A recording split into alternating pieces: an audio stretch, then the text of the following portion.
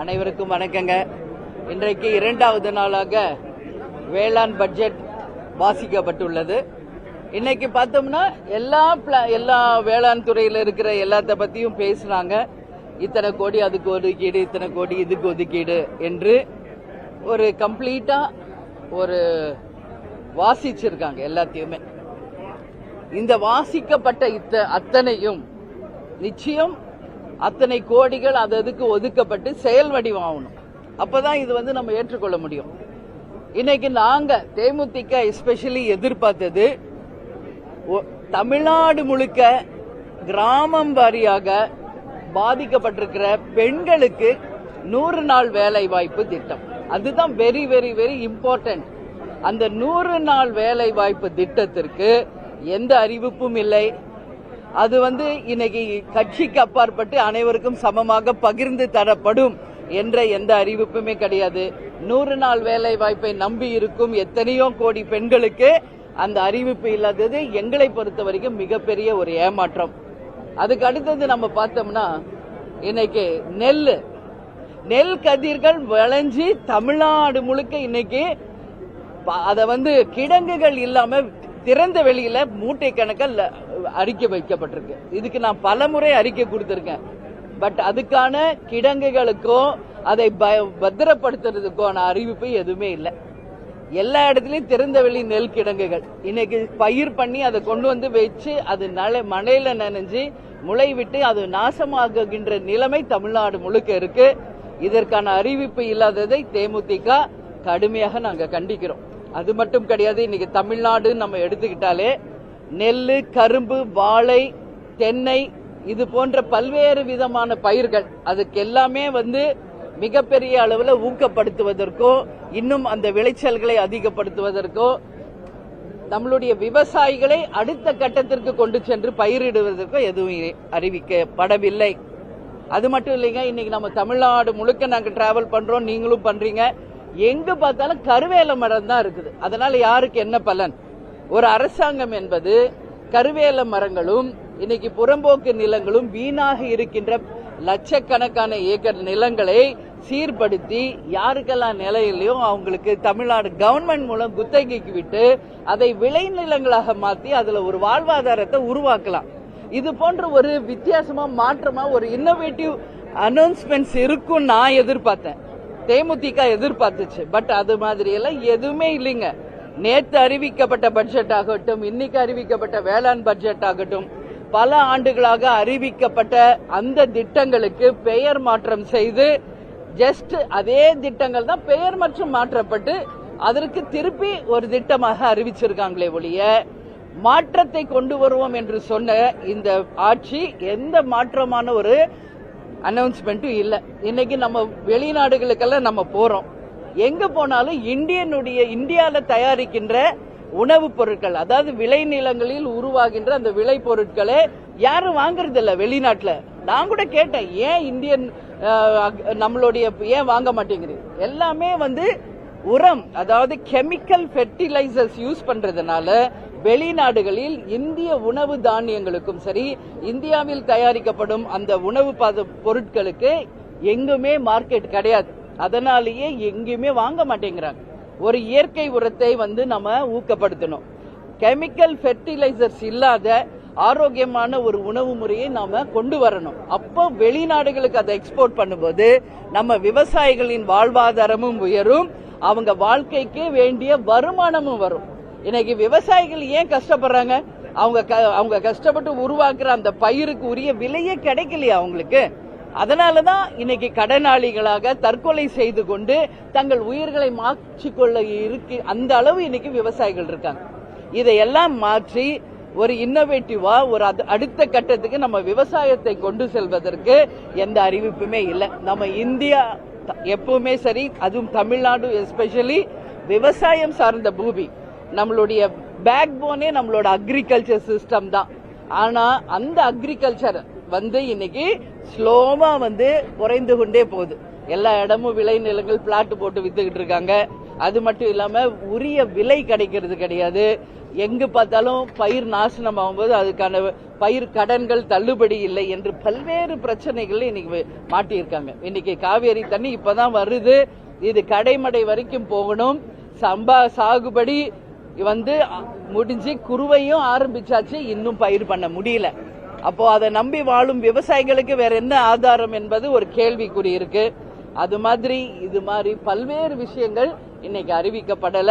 ஏற்கனவே அறிவிச்ச திட்டங்களை அறிவிக்கக்கூடிய ஒரு நிலைமை தான் இருக்கு. அது மட்டும் இல்லாம இன்னைக்கு நம்ம பார்த்தோம்னா இண்டஸ்ட்ரீஸ், நான் நேத்தே சொன்ன மாதிரி வேலை வாய்ப்புக்கானது இன்னைக்கு வேளாண், அதாவது நம்மளுடைய அக்ரிகல்ச்சர் சார்ந்த இண்டஸ்ட்ரீஸுக்கு நிறைய கொண்டு வருவாங்க, அறிவிப்பாங்கன்னு நினைச்சேன். கோஆபரேட்டிவ் சுகர் ஃபேக்டரி மட்டும் சொல்றாங்க. இன்னைக்கு தமிழ்நாடு முழுக்க சிக் யூனிட்ஸ் எத்தனை இருக்குன்னு நம்ம லிஸ்ட் எடுப்போம். அது சுகர் ஃபேக்டரிஸா இருக்கட்டும், டெக்ஸ்டைல் இண்டஸ்ட்ரீஸா இருக்கட்டும், அதே போல இன்னைக்கு மரவள்ளி கிழங்கு, சோளம், இது மாதிரி அக்ரிகல்ச்சர் சார்ந்து எத்தனையோ இண்டஸ்ட்ரீஸ் இன்னைக்கு நலிவுற்று இருக்கு. இதுக்கெல்லாம் என்ன தீர்வு?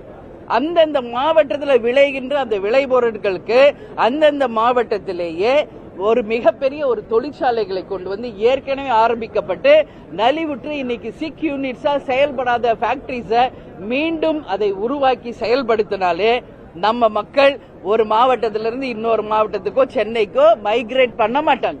அவங்கவுங்க மாவட்டத்திலே அவங்கவுங்க சிறப்பா வாழலாம். ஆனா அதுக்கான அறிவிப்பே எதுவுமே கிடையாது. அதனால இன்னைக்கு சிக் யூனிட்ஸ் நிச்சயம் இம்ப்ரூவ் பண்ணி இளைஞர்களுக்கும் பெண்களுக்கும் நிச்சயம் வேலை வாய்ப்பை உருவாக்கணும். இது மாதிரியான எந்த அறிவிப்புகளுமே கிடையாது. ஏற்கனவே பல ஆண்டுகளாக அறிவிக்கப்பட்ட அறிவிப்புகள் மீண்டும் அறிவிக்கப்பட்டிருக்கு. இதனால் எந்த மாற்றமோ எந்த விதமான வித்தியாசமான ஒரு பட்ஜெட்டாக எங்களால பார்க்க முடியவில்லை.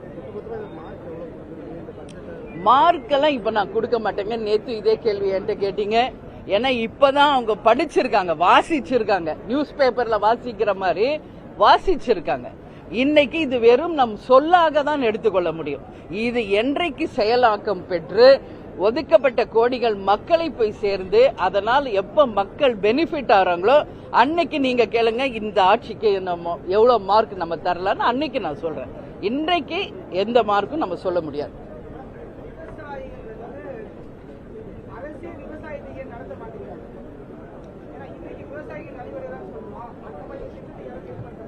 செயல்படுத்தணும். இப்ப அதுதானே நான் சொன்னேன்.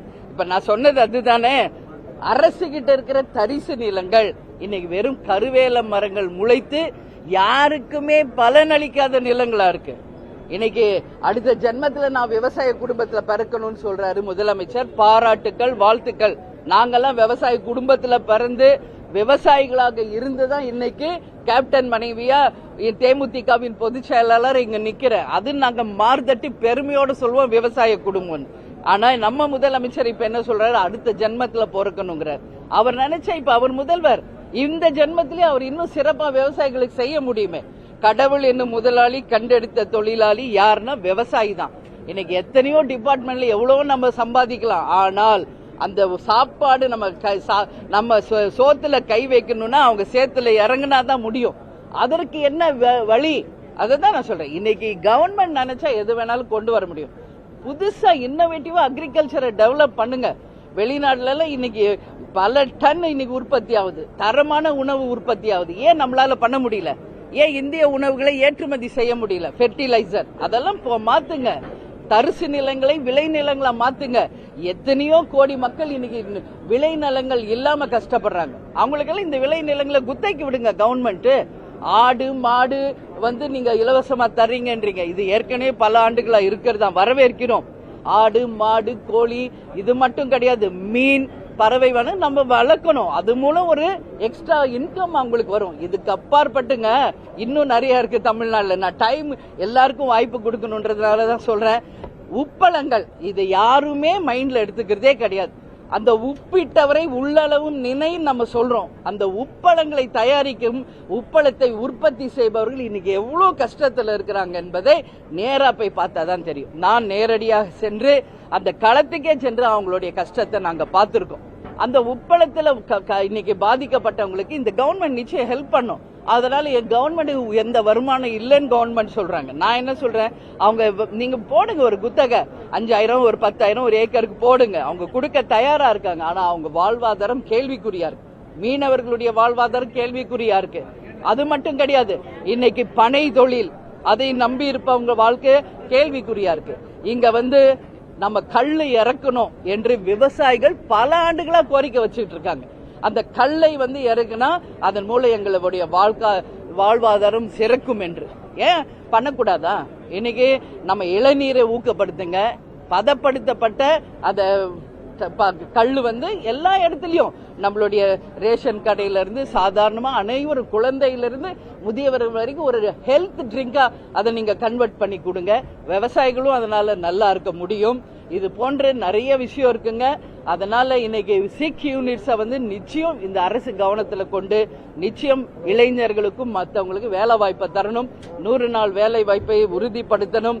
பெண்களும் விவசாயத்தில் ஈடுபடுத்துவன்றாங்க. ஏற்கனவே நிறைய 90% பெண்கள் விவசாயத்தில் ஆல்ரெடி இருக்காங்க. பட் அவங்க சம்பாதிக்கிறது அவங்களுக்கு பத்தாது. அதனாலதான் இன்னைக்கு ரேஷன் பொருளையும் இவங்க கொடுக்கின்ற பெண்களுக்கான உரிமை தொகைக்காகவும் இன்னைக்கு பெண்கள் போராடுற நிலைமை. அதனால பெண்கள் சுயமா சம்பாதிக்கணும்னா விவசாயத்துறையில பெண்களை எல்லா விதத்திலையும் மேம்படுத்தணும். அதுக்கு அரசு உறுதுணையாக இருக்கணும். அடுத்த ஜென்மத்தில் நான் விவசாயி மகனா பிறக்கணும்ன்றதுல இப்பவே மக்கள் உங்களுக்கு அதிகாரம் கொடுத்திருக்காங்க. நீங்க நினைச்சா இன்னையிலிருந்தே நீங்க விவசாயியா மாறலாம். நீங்க மாறுங்க, விவசாயிகளுக்கு உண்மையான முதல்வராக இருங்கள் என்று நாங்கள் கேட்டுக்கொள்கிறோம். ஓகே, நன்றி, வணக்கம்.